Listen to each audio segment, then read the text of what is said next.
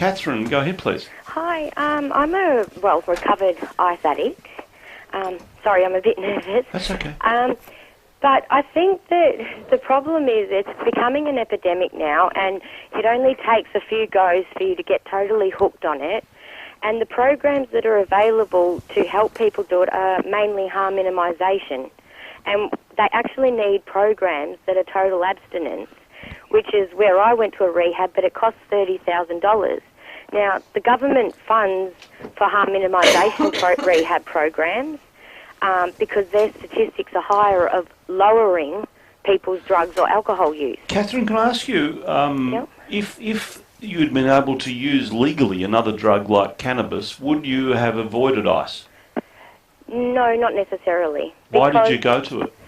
Well, over the years I've done ecstasy and speed and stuff like that just for a bit of fun. It was never a problem. And I was always smoking marijuana, but I think it's sort of a gateway drug, but it's sort of like heroin, how they get addicted to it really quickly. The ice is just a few goes and you're addicted. You just want more. Okay. That's frightening stuff, isn't it? Now, Anna Burke, this is you impressing the country on Q&A.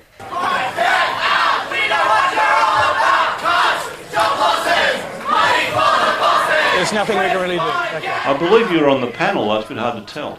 Yes, I don't think I was impressing Q&A or the audience across the ABC with that one. No, and as my mother said, it's finally got to me, and the protesters drowned me out. So she was quite disappointed. What did you think about it? Look, I think protest is a great thing. I think it's part of our vibrant democracy, but there needs to be a point where you've made your message and let the rest of the show go on, because they actually drowned out some fantastic questions from other students in the audience to allow the actual debate to happen like we're having here today. Debate's really important, and if protest is going to drown it out, it's contradictory. But make your protest, be heard, but in a civilised way. James? These are some of the most privileged, entitled young people in Australia. They have the awesome privilege of going to university, and they're going to have such better lives than most other people because they've had the benefit of university education. But they've developed this absolute entitlement mentality where if anyone dares ask them just to pay a little bit more towards the cost of their own education, which is going to be hugely beneficial to them, then they just chuck a sad and have a protest. I think it shows how difficult it is to reform, education and reform anything in Australia because people just think they're entitled. Are you saying people who go to university have better lives? Well, they earn a hell of a lot more money. There was a study done a few years ago that says that going to university improves your lifetime income by about $1 million. Now, I don't think it's reasonable. I don't think it's unreasonable that you should make a contribution towards that massive income gain you're going to enjoy over your lives. And currently, students only pay about 44% of the cost of their degree. Hannah Burke?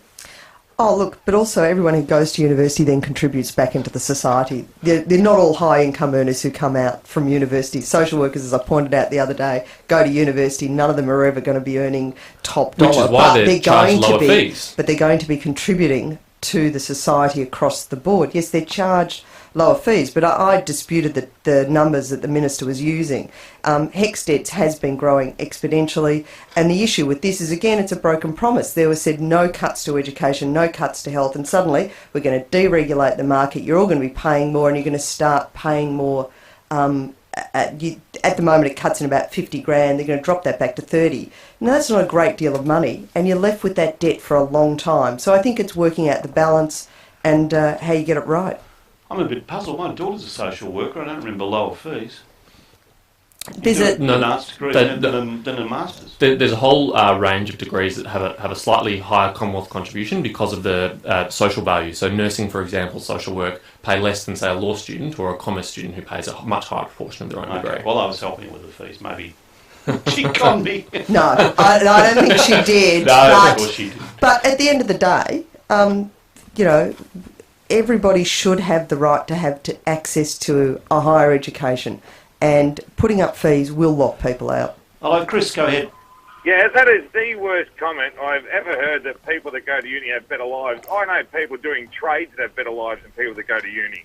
And do you think that those people doing trades should pay for all these entitled young people to go to university and subsidise them? No, not really. That's my argument. Yeah, all right. Thank you, Chris. Hamish, go ahead, please. Good morning, everybody. Yes, Hamish. I'm 26-year-old med student, and I've had quite a bit of... Time you graduated, Hamish. Yeah, it's my second degree, and I wish I had graduated as well. I've had a fair bit of exposure to drugs, both through family and socially. One of my family members is an addict, or recovering, I should say. I think the criminalisation of marijuana is a terrible idea. It has long-term, very serious health effects psychologically, as already mentioned.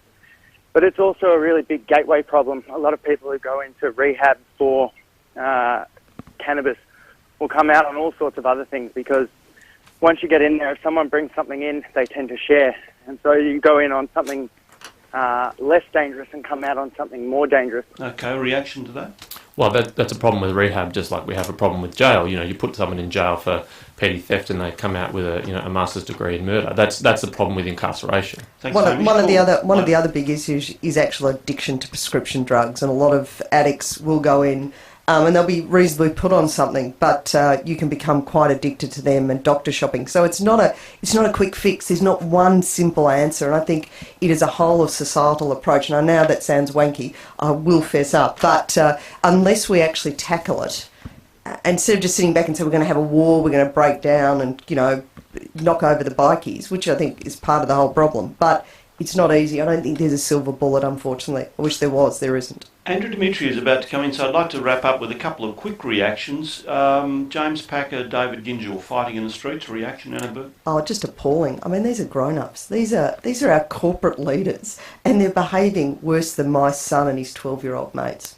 I think it'll make an awesome reality TV show, you know, Billionaires Biff Off or something. I just think it's tragic. I also think it's tragic nowadays that more people will take photos of incidents on the side of the road, filming, as opposed to getting involved and stopping people harming each other. Cotton wool parenting, is that reality, James Patterson? We're looking particularly at you can't photograph the kids at school sports. Yeah, we saw at primary school in Melbourne banning parents from filming their own kids in school parades and sports. I mean, this is just absurd overprotectiveness. It's treating parents with this undue suspicion as if they have to prove themselves to be innocent before they're actually just assumed to be guilty. Well, Anna Burke, you've got kids in that sort of age group. What do you think?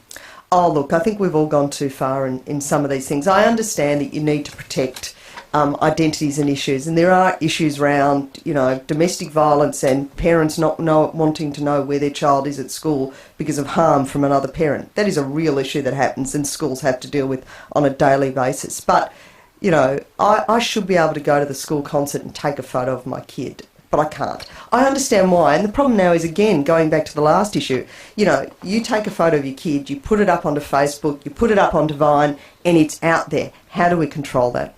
Fuel excise, suck it up. I think this is an issue, again, about broken promises.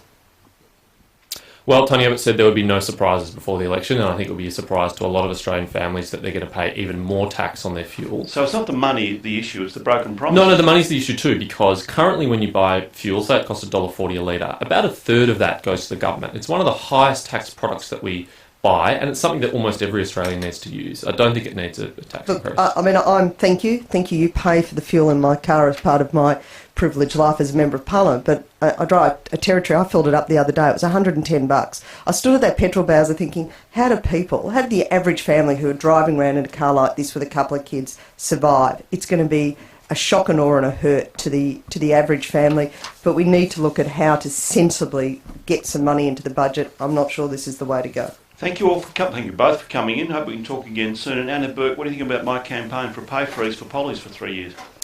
I think there is some merit in it, and also some issues with it, because what happens is you freeze it, and then you find out what Thatcher did. You're frozen for 10 years, and a whole lot of people abuse the system for other reasons. Thank you. Anna Burke, member for Chisholm. James Patterson from the Institute of Public Affairs.